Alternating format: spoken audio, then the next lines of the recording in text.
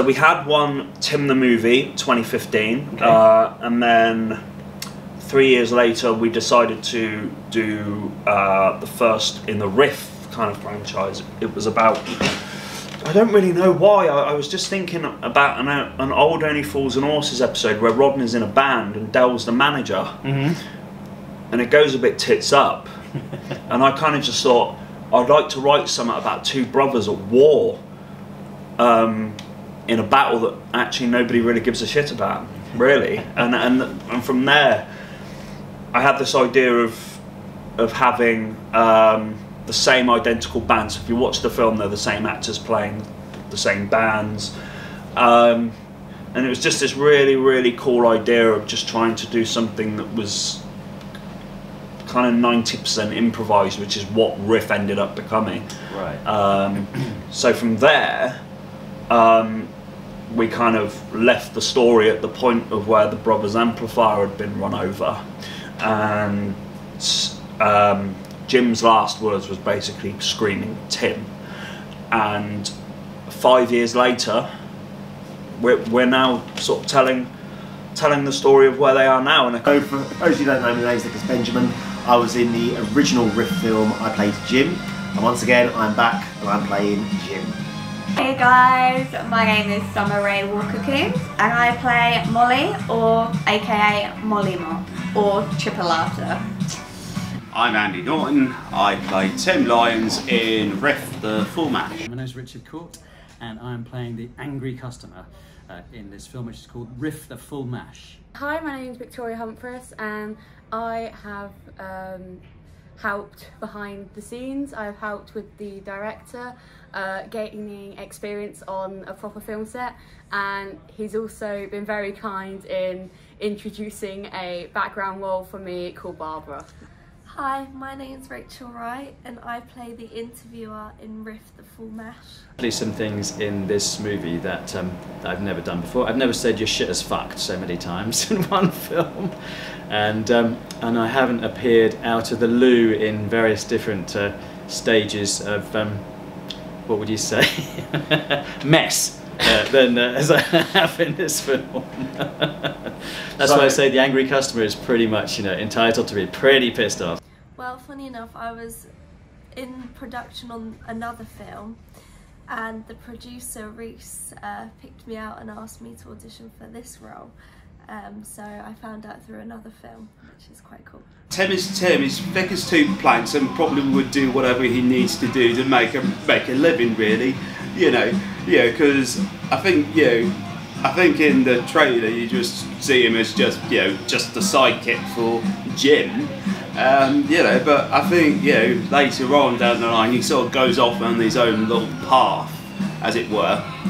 So I guess Tim is just Tim, and there's not really much else to say about him, but he's Tim. He does what he wants to do. He follows his own style and walks to his own beat more than he did in the first film.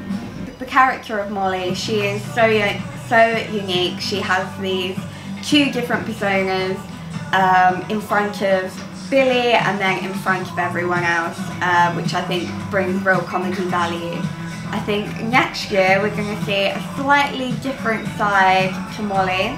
She's a little bit more feisty, and she has, in my opinion, one of the funniest comedy arcs. At the same time, when you're actually on a film set, it's completely different, because you're actively doing something, and my brain's sort of ticking over. So everything that I've heard in the various sort of few years, like I was in a pub once where somebody did come out and say "your shit is fucked," and that kind of was the inspiration behind that constant line. Yeah. So it's just sort of little things you hear in real life kind of made up the groundwork for the script. I mean, the two of us, me and Nick, wrote this script about 3 or 4 years ago, but we've had many drafts of it since. 2020, obviously the COVID-19 pandemic happened, so pretty much everything went like that. We came back from the pandemic and we started working on Absent Thoughts, which is a great domestic violence film. As much as a domestic violence film can be great, if you haven't seen it, watch it. And then after that, we were umming and ahhing when we were going to do it, and due to scheduling conflicts, just got put back and back and back. So all jokes aside, basically what would happen was 3 months go past, and then me and Reece would get back in contact going, right, so Riff, when's it happening? And then we'd go, yeah, we'll sort it out. Another 3 months go past, go, probably should sort this out. Another 3 months go, and it was just a case none of our schedules aligned, basically. So finally we got to the point where we were like, right, let's put a date, let's book a venue, put a date in the diary, so then we have to stick to it. Billy is such a clearly drawn character that it was quite easy to get back into him. The first time there was a online read through that we did some long time ago, and that was, I think I picked him up fairly well on that. But as soon as I was doing him in person, then because we did a couple of test line readings, that was immediately, he was just there. I mean, because Billy is so much the antithesis of me, it does make it easy just to switch. Me, it was when I watched Nicholas being filmed for the first time in about over 3 years and going, my God, that is one hell of a performer. Watching one of the actors come out of the bathroom with a toilet and chocolate mousse over their head, I think that takes some beating. I'll just finish on Nick. So with him is that he's a very generous actor as well. So he'll, as an actor, he does spend time, he'll be there on the other side of the shot, even if he's not in it, that kind of thing. Something that a lot of people don't do, by the way, and it makes it much easier to act with someone if they are. So that's what I found. And he also, like, if I wasn't particularly happy with one particular thing, I said, can we just do that one more time? He's like, yeah, no problem, which is really great. Working with you and the rest of the crew was a lot of fun too, a big blast. Like, we had a scene outside, which that's why I said it was anarchic, where it was just everyone running around and everyone having fun. And what I liked about the way that you did things was that you were, I guess you were ad-libbing it too. You know, you have an idea, you know what your script is, and you know what the structure is for the movie, and we got it all done. We got loads in the can as well, but in a way which didn't feel like everyone was. Nobody felt like, oh, I've got to go and do this again, or oh, I've got to go there and do that. It was really fresh. Honestly, I think if we had a shot for every blooper, we would all be on the floor.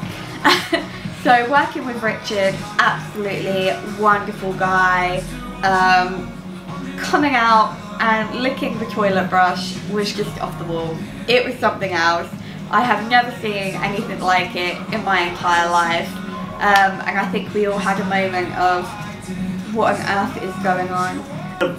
Sort of surreal experience, because in a way it always feels like we haven't stopped, but in the same time 5 years have gone past, we've seen the world practically end in those 5 years. So yeah, it's very small, and then bringing in new characters as well, expanding on the Riff universe, if you like. It's felt like we've done it justice. One of my concerns was that if we rushed into it, we would end up almost ruining past film. It's like, you know, if you're going to do it properly. And it's been nice to sort of go, okay, yeah, not only have we come back and resurrected these characters, but we've added new life and new elements to it. So yeah, as an actor, that's really pleasing. It's just a load of fun and everyone's having a laugh, and I think it's so nice when you're all relaxed and it just comes naturally, the comedy. So yeah, I'm really enjoying how it's being filmed and how chill we all are and just having fun with it, and I think it's going to really show when you watch it. It's been different because we've jumped from a comedy film into a very dramatic film. We're back into comedy. Yeah, I've got to give Reece credit, even though you're sat right next to me, I need to give you some credit. So the main credit is that, you know, I was working on cruise liners for the best part of a year. I was out of the film and theatre circuit. Riff was the first film that I did off the cruise liners and the first lead role in a short film that I had off the cruise liners, and it really got me back into it. Looking back at Riff, I look back at it very fondly. I think this one, Riff the Full Mash, is better. Say, I could say that one word I think would be friendly, and maybe inclusive. But really what I would say is Reece. This was unquestionably a very Reece film. It's been an amazing experience. We've got an amazing cast, amazing crew, and seeing some of the clips back, it's just quirky.